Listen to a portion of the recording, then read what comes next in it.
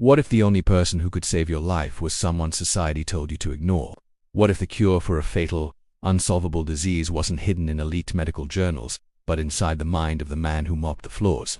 This is the story of a janitor who held the answer, a billionaire racing against time, and a battle for a truth that money couldn't buy and prejudice tried to bury. The air in the executive conference room of Sterling Medical Center was heavy with defeat. For 8 agonizing months, Victoria Sterling, heir to a $12 billion pharmaceutical empire, was deteriorating. She was dying, and Harvard's top specialists had no idea why.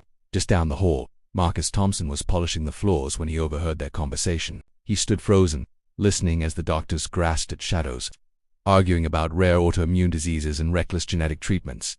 They were going in the completely wrong direction. He knew it. He should have stayed silent. He was just the janitor on scene, unnoticed. But he made a promise to his mother on her deathbed. Never stay silent when you can help. He took a deep breath and stepped into the doorway. "You're looking in the wrong place," Marcus said. His voice was soft, but it sliced through the room.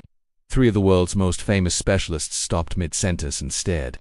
But it was Victoria's brother, Robert, who exploded, who let him in here. He snarled, "To remove this janitor immediately. We're not taking medical advice from someone like him." He moved to shove Marcus aside, but Marcus didn't flinch. His eyes were locked on Victoria. He didn't see a billionaire heiress. He saw a terrified woman whose body was betraying her, just like his mother's once had. And Victoria, facing an experimental therapy with an 80% chance of death. We saw something in Marcus that she hadn't seen in months. Certainty in that moment. She made a decision that defied all logic. "Fine," Victoria said, her voice faint but unbreakable. "You think you can do what they can't? Prove it." She leaned forward. "I'll give you 72 hours. You'll have unrestricted access to my full medical history and every resource in this hospital. If you can diagnose and begin to reverse my illness in that time, I'll fund a research division in your name for life. But if you fail, you walk away forever." Silence fell over the room. A janitor had just been given the chance of a lifetime, with a billionaire's survival hanging in the balance. Robert's face twisted with fury. "Victoria, this is insane. He's some random black guy who probably didn't even finish high school. This will ruin our family's reputation." Victoria's reply was flat. "I'm dying. Robert McBride died 3 months ago. Get him the files." 4 hours and Marcus worked with an intensity that stunned the medical team. He didn't just look at lab results. He cross-referenced them with Victoria's travelogues, her business acquisitions, her daily routines. He even asked for an inventory of her cosmetics and jewelry. "Environmental factors?" one of the doctors asked skeptically. "Environmental factors," Marcus confirmed, his eyes glued to the papers. "That only affect people with access to luxury goods, the kind that create a perfect storm when combined with chronic stress and a specific genetic vulnerability." As he worked, the smell of the hospital cleaner pulled him back 15 years. He was a medical student then, kneeling by his mother's bed. She had the same confusing symptoms, the same haunted look in her eyes. "Every illness is a breakdown in communication, baby," she had whispered to him. "The body tells you what's wrong, you just have to listen." For Marcus, this wasn't about the money or the fame. This was about fulfillment. He listened. He always listened. But when his mother's health began its terrifying decline, the medical system wouldn't. 6 months shy of his own medical degree, he dropped out to care for her, watching helplessly as a mysterious illness stole her piece by piece. He saw a pattern, a connection to her environment. Who would listen to a grieving son with no credentials, no piece of paper to validate his observations?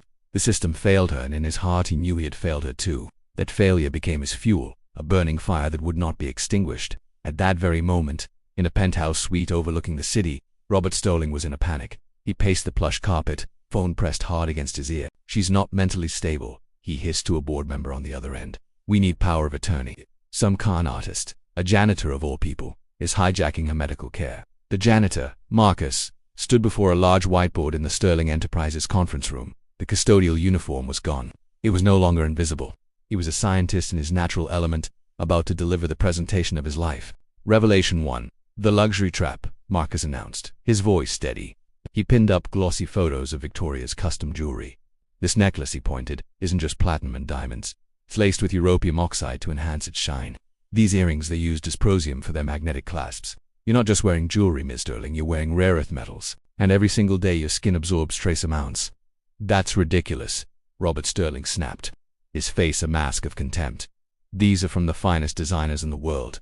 "They are," Marcus agreed calmly, not missing a beat. "Which brings us to Revelation 2, the stress multiplier."